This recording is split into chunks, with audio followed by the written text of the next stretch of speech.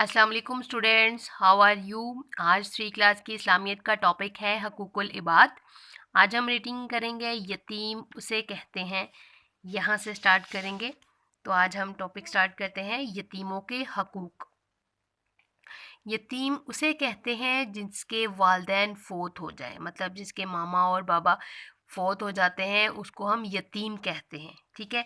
यतीम बच्चे वालिदैन की महरूमी का शिकार होते हैं, मतलब उनको वालिदैन की कमी होती है, मतलब उनकी लाइफ में जो है, उनकी ज़िंदगी में उनके माँ बाप नहीं होते उनके साथ।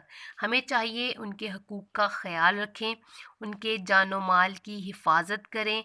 अगर कोई यतीम बच्चा गरीब भी हो तो उसकी पढ़ाई और ख़ुराक का ख़याल रखें, इनकी कफ़ालत करें।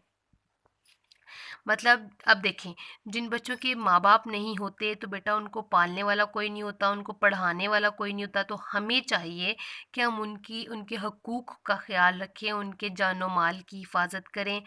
बच्चे जो हैं जो स्कूल नहीं जाते, यतीम बच्चे, हम उनकी पढ़ाई का, उनके खाने का ख़याल रखें। इनको माँ बाप की कमी का एहसास ना होने दें, कि उनको ये फ़ील ना हो कि हमारे मामा बाबा जो हैं वो नहीं हैं।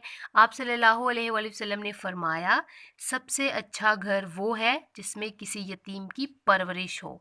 मतलब हज़रत वसल्लम ने फ़रमाया है कि जिस घर में हम किसी भी यतीम बच्चे की परवरिश करते हैं, उसकी हकूक़ पूरे करते हैं, उसका ख़याल रखते हैं, सबसे अच्छा घर वही है। ठीक है। इससे रिलेटेड क्वेश्चंस हैं, हम वो कर लेते हैं।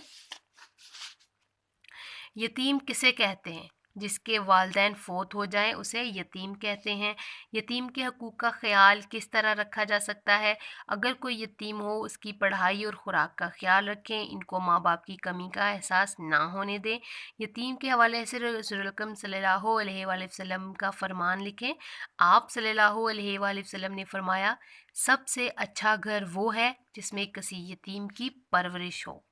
जिसके डैश फ़ौत हो जाए उसे यतीम कहते हैं, जिसके वालिदैन फ़ौत हो जाए उसे यतीम कहते हैं।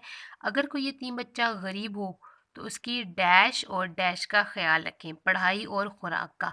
सबसे अच्छा घर वो है जिसमें किसी यतीम की परवरिश हो।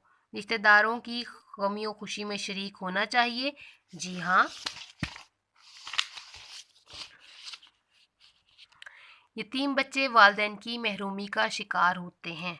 जी, यतीम के डैश की हिफाजत करनी चाहिए, यतीम के जानो माल की हिफाजत करनी चाहिए।